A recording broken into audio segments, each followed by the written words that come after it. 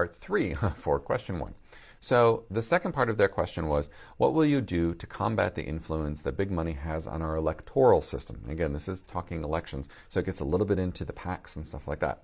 And I want to give some examples because money, while incredibly powerful and incredibly influential, and ridiculous amounts of money is being spent. The Georgia U.S. Senate races, the runoffs that happened after the 2020 election, so in January of 2021, those two elections, there was about $500 million spent between the two candidates and the two sides, or the four candidates, really.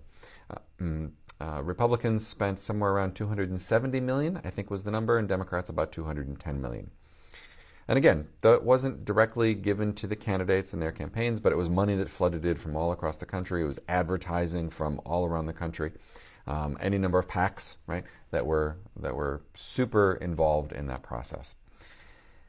And that is an insane amount of money. But here's the interesting thing. Here's the really interesting thing. The Democrats spent significantly less than the Republicans and still won the race. In fact, they won by, I think, a slightly larger margin than they had previously during the regular election. There are other examples. We could look to Wisconsin in 2018 when Governor Evers beat Scott Walker.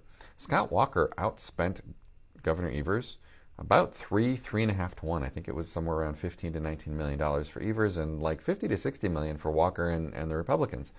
And Evers won. Now you're saying maybe that's just the Democrats. No, that happens on the Republican side too. So what we know from having studied money recently in political science and in political campaigns, and this is going to sound insane, is that it doesn't matter because so much is spent relatively equally by both sides, right? 3 to 1 outspent Walker to Evers, and Walker still lost. So money buys communication. It also buys the people that help us create that communication, but ultimately, money in a campaign buys communication. That can be TV ads, radios, newspaper, social media, whatever it is.